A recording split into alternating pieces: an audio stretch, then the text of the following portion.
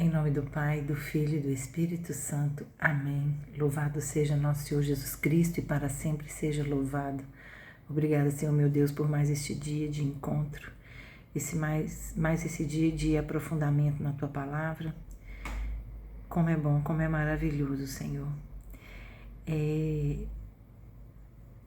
Nos aproximarmos de Ti e vermos sendo revelado diante de nós o Teu amor por nós. Que nós possamos ser dignos desse amor e retribuidores do amor de Deus. Bom dia, meu irmão, minha irmã. Que alegria mais essa manhã na leitura orante. A igreja hoje nos traz as seguintes leituras. A primeira leitura está no livro da sabedoria, um livro provavelmente escrito pelo rei Salomão, marcado pela sabedoria. No capítulo 2, no versículo 1 e do 12 ao 22. O Salmo é o 33, entre parênteses 34, e o Evangelho é o de João 7, versículo 1 a 2, versículo 10 e versículo de 25 a 10. E Deus hoje nos fala, através dessa leitura, de modo muito reflexivo, que nós devemos buscar a Deus. Busquemos conhecer a Deus. Busquemos conhecer a Deus. É o que as leituras hoje vão nos trazer. E por que as leituras vêm? Porque nós estamos chegando nessa reta final da Quaresma, nos aproximando da Semana Santa, e Ele nos convida, busquemos conhecer a Deus. Conhecendo o Pai, eu conheço o Filho. E conheço a mãe também, não é? Que é aquela que sempre nos aponta para o filho. A primeira leitura, ela vai falar de uma falsa mentalidade dos ímpios.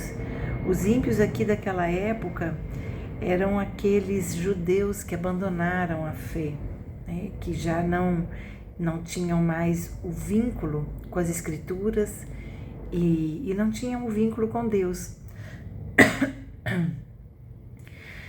Mas porque eu fico pensando que assim, sempre que não queremos fazer sacrifícios, nós queremos apagar da nossa vida aquele que faz, porque aquele que se sacrifica por Deus denuncia a minha apatia espiritual. Imagino que seja isso que acontecia naquela época, né? A nossa vida, então, ela vai girar em torno, se eu não creio em Deus, essa vida vai girar em torno de destruir toda aquela vida que serve a Deus. Já reparou que quando a gente não consegue fazer algo, a gente procura desqualificar aquele meu irmão que faz? Glória a Deus para quem já não está mais nesse momento e que agradece a Deus poder caminhar com aquele que vai te ajudar no caminho de Deus, né? Como a criança, né? Que quando não ganha um pirulito, ela diz, mas eu também não queria. Então, este desdém por aquele que vive com Deus, ele é uma defesa contra as suas próprias vontades e crenças, né? Diante de uma incapacidade que ele não decidiu ter. Uma incapacidade que ele vive e que ele não decidiu se capacitar no caminho de Deus. Então, a primeira leitura vai nos dizer também que nós não podemos pensar. É interessante que Deus é o presente. Deus é o presente. O passado, viver no passado, ele é uma vida que deprime, é uma vida do não vivido. Viver no futuro é uma vida que dá ansiedade, porque é uma vida do que ainda não se viveu. E viver o presente é viver com Deus. Mas esse viver o presente não é vida louca aqui e agora, minha vida é agora e pronto. É viver plenamente hoje, sabendo que o meu futuro está sendo construído agora e não de forma desregrada, né? Então, é viver hoje pensando no amanhã porque cremos na vida eterna. E aí, então, aquele povo, ele usava a crença daqueles que caminhavam de acordo com a palavra de Deus contra eles, né? Contra a fé deles,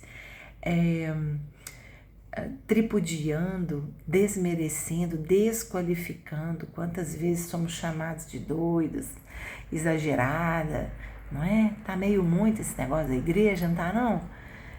Pois é isso que este povo aqui da primeira leitura ouvia lá, em outras palavras. Mas é mais ou menos isso que ouvimos hoje, né? E aí a gente entende que a vida daqueles que buscam a justiça e a santidade incomodam o pecador.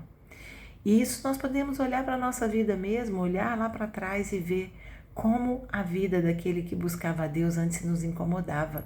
E a gente era rebelde.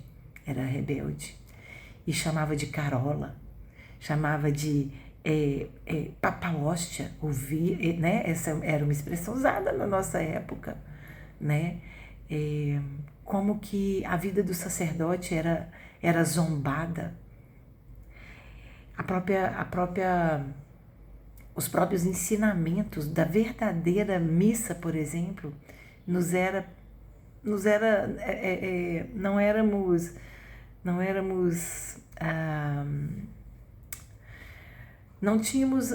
alcançávamos esse entendimento, essa sabedoria que muitas vezes, glória a Deus, se tivemos essa oportunidade, vamos encontrar na vida adulta, né? Então, se a nossa vida, aí a leitura vai nos chamar a refletir, né? Se nossa vida tem agradado ao mundo, entendendo o mundo como o lugar do pecado, as coisas mundanas, as coisas do pecado, se agradamos a estes, pode ter certeza que não estamos agradando a Deus. Se nossa vida ela não é referência para um caminho a Deus, nós não estamos agradando a Deus, desagrada a Deus, né? E é interessante que eu ouvi uma analogia, nós só julgamos pedra em árvore que tem fruto. Não sei se vocês na infância aí de vocês faziam isso, né? Julgavam o pé, especialmente um pé de manga, um pé muito alto, vistoso, cheio de frutos, né? Somos nós na fé. É uma fé que dá frutos. Mas aquele que está embaixo, ele não quer se alimentar desse fruto. Mas ele quer fazer que esse fruto caia, mesmo sabendo que o fruto vai se esborrachar no chão e ele não vai poder aproveitar. Mas ninguém joga pedra em árvore que não tem fruto. Essa analogia para mim foi maravilhosa, porque faz parte da minha história de vida, né? Essa vida na roça, vivendo de colheita, de frutos de quintal, de casa de vô e vó. Então, isso para mim é muito significativo. Pensar que as árvores que dão frutos são aquelas que são apedrejadas. Mas as árvores que não dão frutos, elas não fazem diferença para quem se sente incomodado com o que o outro tem frutificado. Isso é bonito, isso é muito bonito. Então, a leitura nos convida então a não ter medo de andar conforme Deus quer. E você veja, essa falsa mentalidade dos ímpios nos aponta para a verdadeira mentalidade que devemos decidir caminhar com ela. Mas a gente também precisa tomar um cuidado, porque assim, a leitura ela vai nos falar que a vida daquele que caminha com Deus é uma vida de tribulação, claro que é. Render frutos quer dizer que aquele grão pequeno, ele teve que se romper, ele teve que passar por uma pressão, se romper e crescer fortemente. E assim é a vida de nós cristãos e daquele povo ali que andava com Deus, né? É uma vida em que temos tribulação sim, temos tribulação porque as provas nos levam a nos aproximar de Deus. É a luta que nos aproxima de Deus e não a apatia. Se tem luta, tem cruz. Se tem luta, tem Cristo. E aí, nós também devemos tomar um cuidado, porque nós também não podemos nos apegar à cruz pela cruz, ao sofrimento pelo sofrimento, mas dar glória a Deus, porque se carregamos uma cruz, é para nos levar a Jesus. É para nos levar o sacrifício à salvação. Então, nós devemos tomar cuidado, porque às vezes nos vemos querelantes, reclamadores e nos apegamos, tenha dó de mim, porque como sofro. Não, é glória a Deus que eu sofro, porque este sofrimento, ontem eu ouvi de forma tão bonita, né? Esse sofrimento é aquela mínima espetadinha da cruz de Cristo que eu recebi quando Ele veio me beijar, quando Ele veio me consolar. E tá tudo bem, porque é Ele mesmo que vai curar, não é? E já me adiantando, o Salmo vai nos falar do coração do tribulado que está perto de Deus, o coração daquele tribulado, daquele que está na prova, passando por tentações, é o coração que está em Deus. E por isso recebemos libertação, se sabemos dar glória a Deus por isso. Então, quando eu olho para Deus, né, eu me alegro da minha caminhada ou eu me envergonho? É o que o Salmo vai nos levar a refletir. Quando eu olho para a minha tribulação, eu estou buscando conhecer a Deus ou eu estou usando a minha tribulação para me fazer de vítima para o mundo, que não vai trazer nada para mim? Uau! O Senhor nos ouve em toda a nossa angústia e Ele nos tira de todos esses lugares que hoje nos trazem angústia. O Evangelho, então, vai nos falar da festa dos tabernáculos em Jerusalém, né? em que Jesus sobe para a festa, né? Essa festa que já vai anunciando esse tempo. E aí Jesus ele já sobe para Jerusalém escondido. É como Jesus muitas vezes está na nossa vida, Ele está escondido no nosso secreto, porque são tantas ofensas que às vezes o mundo nos bombardeia, mas Jesus Ele está no nosso coração. Mas às vezes Ele está trabalhando no secreto, no escondido. Ele vai para a festa escondido, porque Ele está sendo perseguido. Mas Ele não deixa de ir, entendeu? Essa que é a questão. Jesus não deixou de ir, porque estava sendo perseguido. E Ele só subiu escondido, porque chegando lá, Ele foi para o templo. Ele foi para o templo, Ele foi ensinar. Ele não foi ficar escondido, Ele foi ensinar.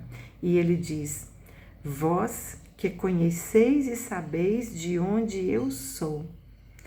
Olha a identidade de Jesus.